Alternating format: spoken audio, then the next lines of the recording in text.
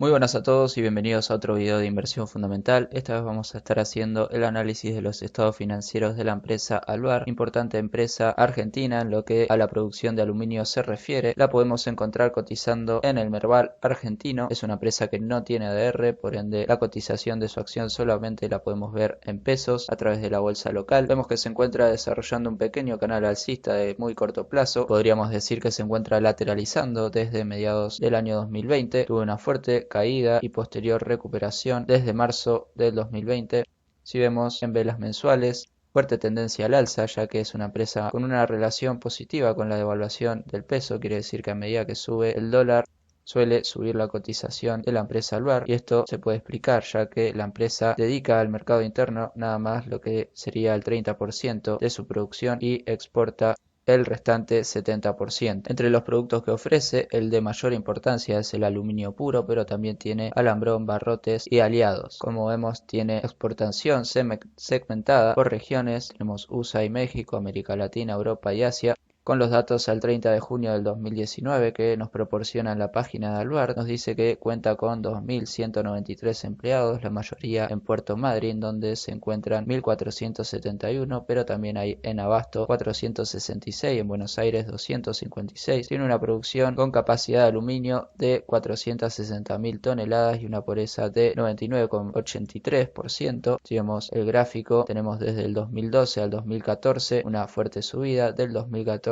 al 2017 una clara tendencia bajista en su nivel de producción. Vemos que en 2014 estuvo muy cerca de estar al máximo de su capacidad instalada y al año 2019 produjo unas 426.000 toneladas. Si vemos la facturación, vemos los datos expresados en millones de dólares y vemos un estancamiento en el nivel de facturación, ya que punta a punta del 2012 al 2019 prácticamente tenemos el mismo nivel de facturación, rondando los 1.000 millones de dólares. Yendo ahora sí a lo que son los cálculos de los ratios financieros que solemos ver de las empresas, vemos que su posición de liquidez en color azul y su liquidez ácida en color naranja. Recordemos que la liquidez ácida surge de restar al activo corriente el inventario, ya que se considera lo menos líquido, para ver así su capacidad de pago con respecto al pasivo corriente.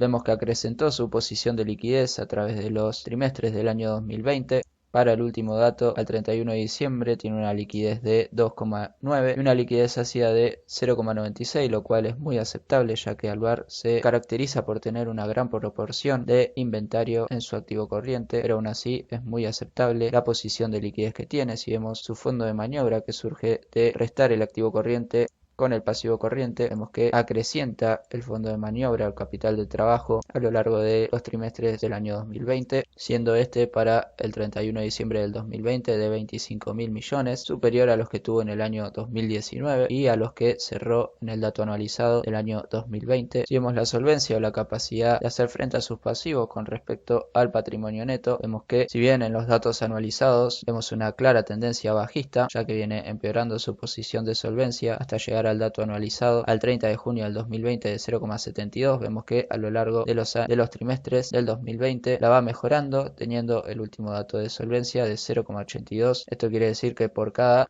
peso en el pasivo tiene 0,82 pesos en el patrimonio neto para responder. La proporción de activo con respecto al pasivo también viene disminuyendo en los datos anualizados, pero hay una leve recuperación en el último tramo del año 2020, ya que al último dato la proporción de activo por cada peso de pasivo es de 1,82. Si vemos la estructura de financiamiento, esto nos va a decir cómo financia el total de su activo la empresa con respecto a el pasivo en color naranja y patrimonio neto, capital propio en color azul. Vemos que también viene disminuyendo a lo largo de los años la financiación con capital propio, siendo mayor su financiación con pasivo. Al último dato, al 31 de diciembre, la financiación con pasivo es del 55% y la financiación con patrimonio neto del 45%. Si vemos la cobertura de intereses con respecto al resultado de EBITDA, vemos un resultado bastante pobre con respecto a años anteriores para el dato anualizado del 2020 de 2. Esto quiere decir que por cada peso de gasto financiero que tuvo la empresa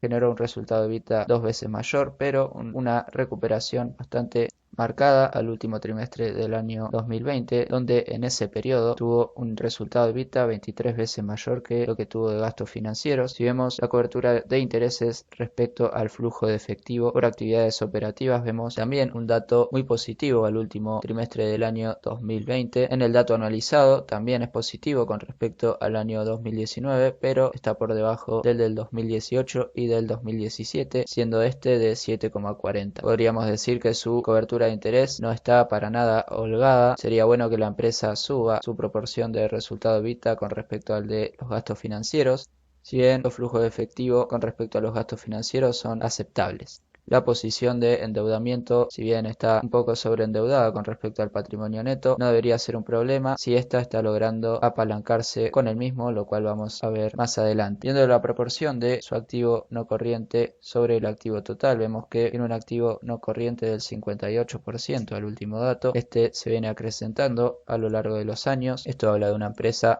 característica del sector industrial. Para ver si esto es un problema, calculamos la financiación de la inversión inmovilizada. Esto nos va a decir si la empresa logra financiar su activo no corriente con deuda de largo plazo y patrimonio neto capital propio, y vemos que al último dato sobrefinancia su activo no corriente 1,48 veces, así que es un dato muy positivo. Si bien anualmente este disminuyó con respecto al año 2019, para mí es totalmente aceptable. Tiene buena financiación del activo no corriente. Si vemos el cálculo de sus márgenes, anualmente vemos una clara tendencia a la baja de sus márgenes, cual es perjudicial. Vemos que al último dato anualizado tuvo un margen bruto en color azul del 14%, un margen operativo en color naranja de 8% y un margen neto de 6% negativo. Sus márgenes se redujeron bastante a lo largo del año, se venían reduciendo, pero parece mejorar al último trimestre, donde obtiene ganancias, un margen neto del 3%, un margen operativo del 8% y un margen bruto del 14% respectivamente.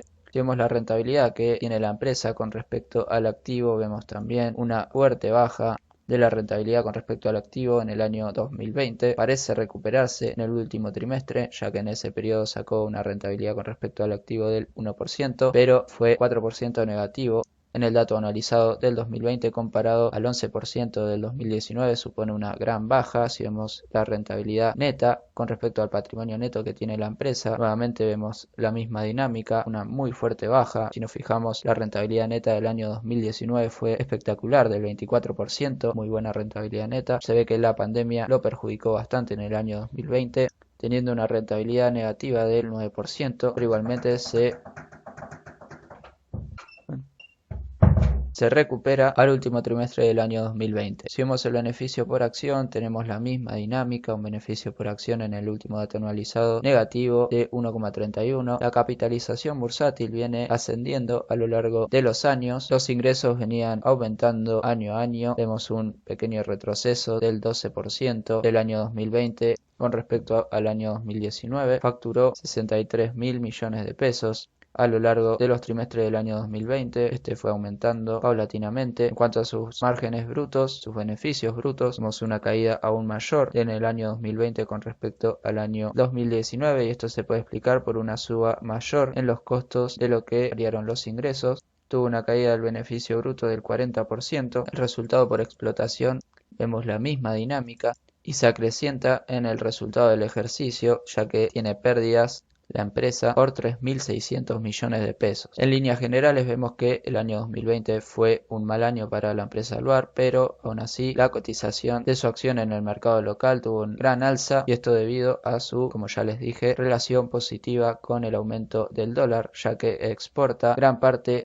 de su producción, el 70%, también en una perspectiva de revalorización o crecimiento por la inmensa impresión de dinero que está habiendo en el mundo y sobre todo del dólar. Se estima que el precio de las materias primas se aprecien con respecto al dólar, lo cual beneficia a la empresa. Vemos que tiene una posición de liquidez muy buena, no tiene problemas para hacer frente a sus pasivos de corto plazo, no hay un sobreendeudamiento alarmante, tenemos una cobertura de intereses algo pobre, pero está ok, tendría que subirla, eso sería mejor. Lo que llama la atención ya son sus resultados, sus márgenes vienen achicándose año a año. Esperemos que en el año 2021 recupere sus buenas rentabilidades que tenía. Si vemos algunas relaciones que faltan ver, vemos que en el año 2019 al año 2020 sus pasivos disminuyeron aumentaron 8%, mientras que sus ingresos disminuyeron 12%, su beneficio bruto, como ya vimos, cayó 40%, su resultado por explotación menos 58% y el resultado del ejercicio menos 38%.